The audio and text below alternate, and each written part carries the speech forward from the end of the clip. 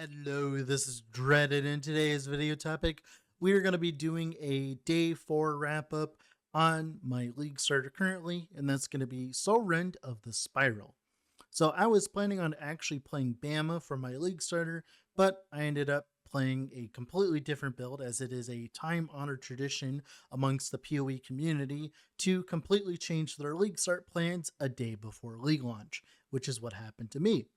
The reason why is because I saw a video by the name of Poop Butts 2200. His video on Soulrend of the Spiral was very interesting as it showcased that if you did things properly, you can actually make this skill shotgun in multiple different ways. So let's talk about these mechanics, shall we?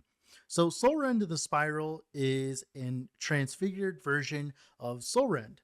And Soulrend is a chaos skill that shoots out and deals a chaos dot damage over time around it, and it also does chaos hit damage. Now, for this version of the build, we're completely ignoring the chaos damage over time, and we're mainly focusing on the hit damage, which is then being applied as poison. So we're playing Poison Soulrend of the Spiral. So the way that we're getting single target on this build is normally Soulrend can't, do single target, right? Because, you can't shotgun and stuff like that, but Soulrend of the Spiral can. So for instance, whenever you cast Soulrend of the Spiral, it'll shoot out a nova of Soulrends around you, up to 5 in the beginning, and you can add more. And as you add more, there's a little bit of an interval where they shoot out. So it's like 1, 2, 3, 4, 5, kind of like in a clockwise rotation.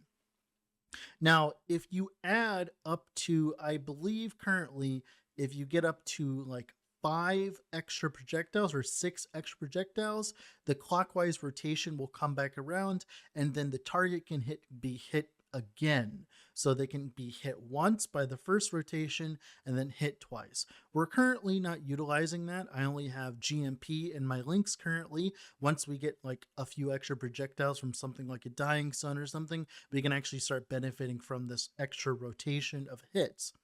But there's another way that we can shotgun with this skill, and that's through the usage of returning projectile support. So when you have Soulrend the Spiral and you are sitting smack dab on the target, I'm talking like literally like humping them, your returning projectiles will come back and apply extra poisons. Now that is essentially why this build does any damage whatsoever currently, as you can tell on like the single target. That's why this build does any single target damage. Without that, this build would be kind of trash. So that's the main reason why you'd play it over something like the normal Soulrend. Now the problem is Soulrend of the Spiral has some of the highest flat mana costs on its like base that you've ever seen. I think it has like a 60 flat mana cost at level 20. That is absolutely absurd. So for instance, just a normal like 6-link setup would cost like 400 mana per cast, and with all of the minus mana reduction stuff being removed from the game for the most part, that leaves us in a very sticky pickle, right?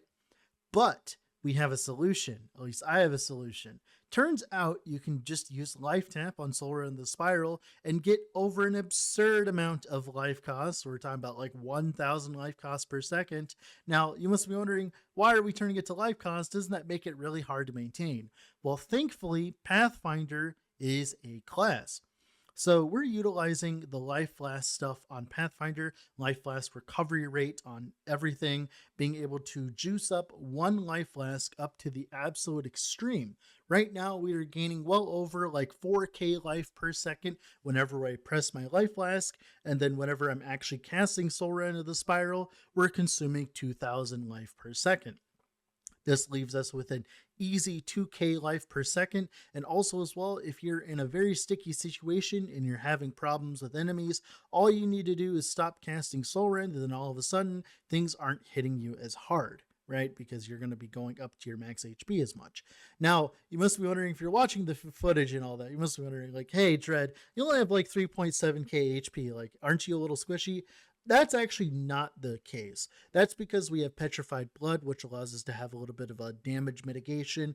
We also have a large amount of physical damage reduction while also having a decent amount of evasion. All of that combined actually lets us farm the content that I'm currently doing, which is Exiles. So, this is the content that we're doing currently. This is probably some of the hardest content I've ever done in Path of Exile in general. Even Ubers are like a little bit less annoying than this. And that is mainly because of the absurd requirements that you require to achieve with your build to tank all of these exiles together. Now, normally, rogue exiles, if you don't know, they're like little mini versions of you that go around the map and they have different abilities and stuff like that. And normally, they're like fine. You can add a node on the tree that makes them ghosted. And that's normally how people would like chaos recipe farm by dropping a bunch of extra rare items from them, as they do drop a bunch of rare items. Now, that's normally what people do. But with this patch, the Atlas has changed significantly. So there is a node on the tree that gives you 200% chance for enemies to drop scarabs if they are unique.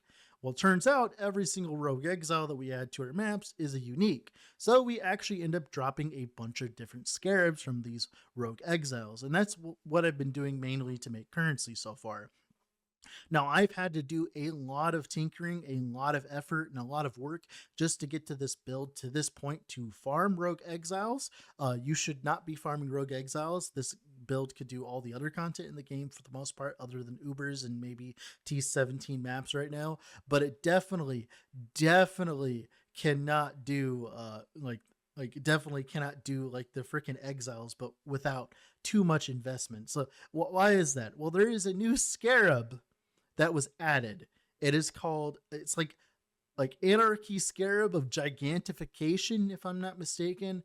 Essentially, this is a 30% chance to turn your rogue exiles into giants. Now, what does that do? That makes them really big and do a lot of damage, right?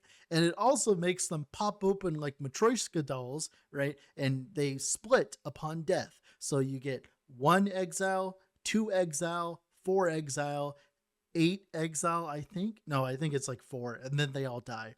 And that adds even more unique enemies to our maps, meaning that we drop even more scarabs, right? And that's what I've been doing of late, is this. And that's why my maps look so insanely difficult, because I have a Xandros, which is like the ground slam guy, which by the way has RT, if you did not know that. That's why I had to swap out a Grace for Determination instead, because of the RT motherfucker. It really fucking hurts, man. But as you can tell, lots of giant exiles on my screen, lots of kitty cats because the Soulrend MTX, lots of fun. I'll probably end up making a video on this build in the future. I'm not entirely sure how I feel about it. Right now on my PoB DPS, I'm at like 2 million DPS, but I feel like as though I have more than that. I have significantly more than that, because it's not taking into account the sniper's mark interaction. It won't take into account in the future the extra shotguns through extra projectiles. All of that, like, it's not going to take into account any of that, I don't believe.